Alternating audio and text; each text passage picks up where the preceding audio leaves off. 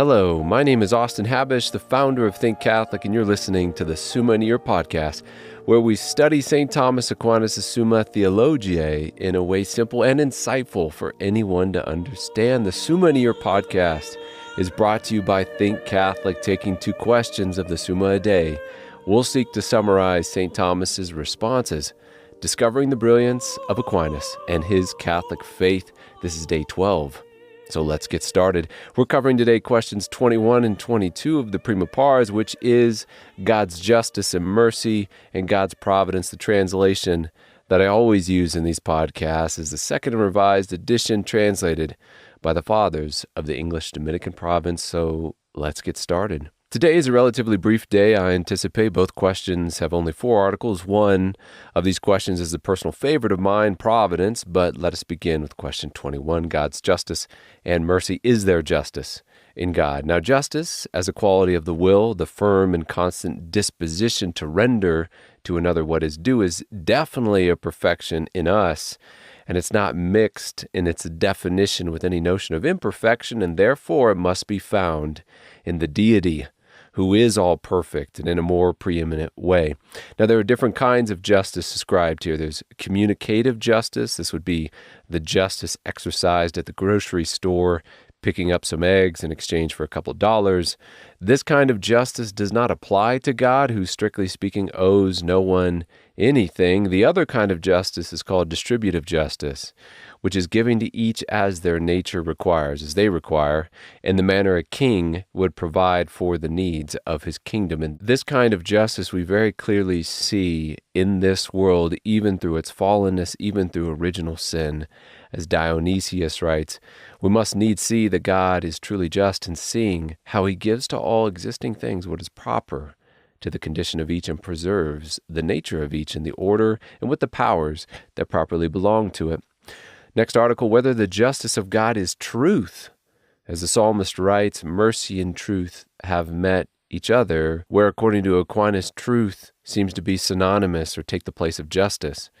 If you will remember from our episode on truth, Aquinas said that when a work of the craftsman falls short of what he had in mind for it, it is sometimes called a false work. And if conformity between the mind and the thing is truth, then insofar as creatures conform to the will of God, which follows his intellect, their actions are not only just, but also true.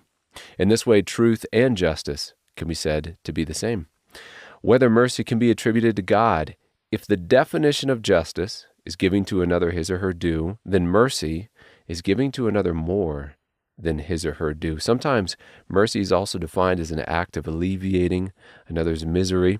In both cases, God is mercy. First, by giving creatures actual existence that they could not deserve, they could have never earned beforehand, as well as by pardoning their sins, and still giving us many good things, although we act against him constantly, Lord forbid. As Jesus says, but I say to you, love your enemies and pray for those who persecute you, so that you may be sons of your Father who is in heaven. For he makes his sun rise on the evil and on the good, and he sends rain on the just and on the unjust. Because mercy implies no imperfection, again, like justice in the notion of it, it must be found in God, the font of all perfection, and in a more preeminent way. Within this question is also the comparing and contrasting between goodness, liberality, mercy, and justice, which is worth quoting at length. Aquinas says, the communicating of perfections, absolutely considered, appertains to goodness. Insofar as perfections are given to things in proportion, the bestowal of them belongs to justice. Insofar as God does not bestow them for his own use, but only on account of his goodness, it belongs to liberality. Insofar as perfections are given to things by which God expels defects, it belongs to mercy. Whether in every work of God there is mercy and justice, yes, because in creating anything he acts mercifully, and in creating them in such a way that they have in their nature and surroundings what is required to attain their end, he is just. In the creation of creatures we see justice and mercy meet. As Jesus says in Matthew 6, look at the birds of the air. They neither sow nor reap nor gather into barns, yet your heavenly Father feeds them. Are you not of more value than they? Justice and mercy also meet especially evidently in the punishment of quote unquote good people in this life. In the words of Aquinas, justice and mercy appear in the punishment of the just in this world, since by afflictions lesser faults are cleansed in them, and they are the more raised up from earthly affections to God. As to this, Gregory says, the evils that press us on in this world force us to go to God. Now on to question 22, the providence of God. I would like to begin this section with the end, or the conclusion of it, so we know where we're going, what we're headed towards. In the words of Aquinas, the order of divine providence is unchangeable and certain, so far as all things foreseen happen as they have been foreseen, whether from necessity or for contingency. There is the end. Now we're going to describe how we get there. Beginning with the first article, whether providence can suitably be attributed to God. God is provident, or ordering and providing for all things according to his will. First of all, because he has written order into things. The stone is ordered to falling towards the center of the earth. Plants are ordered toward turning towards the sun. You and I are ordered to happiness. And all things, insofar as they tend toward goods, are ordered to God, who is goodness itself. So just looking at the thing's nature, at nature itself, there is an intelligent ordering written into them. Next, since God is perfect, he must perfectly govern this cosmos, like we would expect any good husband to perfectly order his home, or a governor his state, or a king his kingdom. Which leads us into the next question, whether everything is subject to the providence of God. The objections to this article are quite common and are likely to be seen as quite formidable to the common man, such as, everything cannot be subject to God's providence because things happen randomly, or evil things happen, or things happen via necessity, or things happen because men choose them voluntarily. It's interesting that the bad guys lined out in this question are Democritus and the Epicureans. So atomism and hedonism, a very accurate description of 21st century America's science and culture. So it's no wonder that we struggle with those objections. We struggle to understand God's providence. Aquinas' response, before we look at those specific objections, he writes, all things are subject to divine providence, not only in general, but even in their own individual selves. For since every agent acts for an end, or a goal, we could say, the ordering of effects toward that end extends as far as the causality of the first agent extends. So God, he's the cause of everything, all the way down to the most minute thing, as we proved in the second episode on Aquinas' first and second ways. His action is done intelligently, since his essence is one with his intellect and his will. That means when I move my hand, God is the ultimate and intelligent cause of that action. Although I am also the cause of my hand moving, but what we call a secondary cause, downstream from that universal first cause, which is God.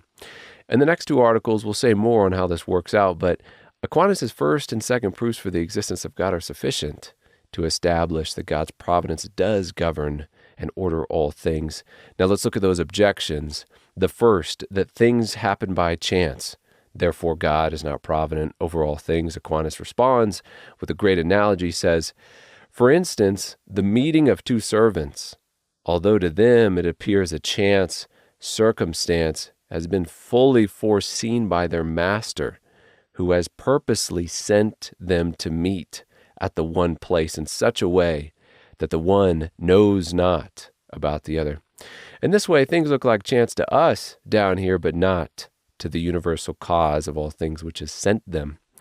In response to the objection that evil exists in the world, therefore God is not provident, Aquinas writes, since God then provides universally for all being, it belongs to his providence to permit certain defects and particular effects, that the perfect good of the universe may not be hindered. For if all evil were prevented, much good would be absent from the universe. A lion would cease to live. If there were no slaying of animals, there would be no patience of martyrs. If there were no tyrannical persecution. In response to the objection that God is not provident over all things, since things happen via necessity, Aquinas' response is basically that this objection comes from the atomists, similar to how scientists today that say that everything is just particles and physical laws. Problem is you can't even explain change that way without substance and potency and natures, all of which come from Aristotle and are making a comeback for sure in quantum mechanics. But the pre-Socratics, the atomists, were not aware, obviously, of quantum mechanics, and many scientists today are really just materialists, and so they deny providence on those philosophical grounds which are false. Again, see Aquinas' first and second way in the second episode. In response to the objection that voluntary creatures exist, therefore God cannot be provident, Aquinas writes, and this is a bit lengthy but really important for us to hear the whole thing. He says, when it is said that God left man to himself, this does not mean that man is exempt from divine providence, but merely that he has not a prefixed operating force determined to only the one effect, as in the case of natural things which are only acted upon as though directed by another towards an end. So just think about the stone falling there, directed towards one end, the center of the earth, and do not act of themselves as if they directed themselves toward an end, like rational creatures through the possession of free will, by which these are able to take counsel, make a choice. But since the very act of free will is traced to God as to a cause, it necessarily follows that everything happening from the exercise of free will must be subject to divine providence. Article 3, whether God has immediate providence over everything. Aquinas will distinguish between the plan, the providential plan, and the execution of that plan in this question. When it comes to the order and the provision of things, all is known beforehand by God, therefore will go immediately according to that plan. But when it comes to the execution of that plan, it occurs through mediaries. God works through or down a series of causes to produce those effects, kind of like the chair of the board telling the CEO to tell another manager to tell an employee at the bottom of the organization to do something. And it is actually according to God's greater glory to work that way through these lower causes to bring about his intended effects, because it manifests himself as the top of that organization, we could say, or the cosmos. In the words of Aquinas, it pertains to a king's dignity to have ministers who execute his providence, and God's immediate provision over everything does not exclude the action of secondary causes, which are the executors of his order. Article 4, our last article, does God's providence impose a kind of necessity on things he foresees?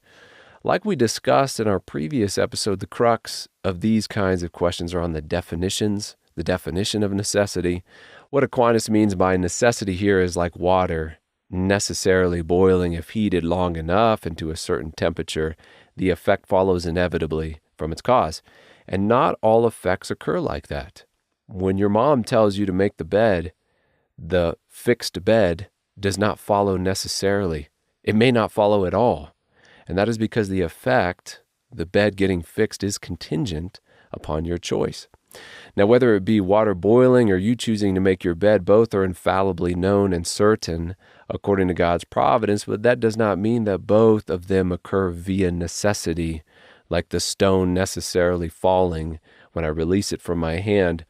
In summary, from Aquinas, the order of divine providence is unchangeable and uncertain, so far as all things foreseen happen as they have been foreseen, whether from necessity or from contingency. The takeaway from this episode is that God's providence is certain. It includes our choices within it, so pray fast, give alms, and never worry about a thing, as Jesus says. But seek first his kingdom and his righteousness, and all these things shall be yours as well. We've just covered questions 21 and 22 of the Prima Pars, which is God's justice and mercy and God's providence. My name is Austin Habish with Think Catholic, and I cannot wait to see you tomorrow.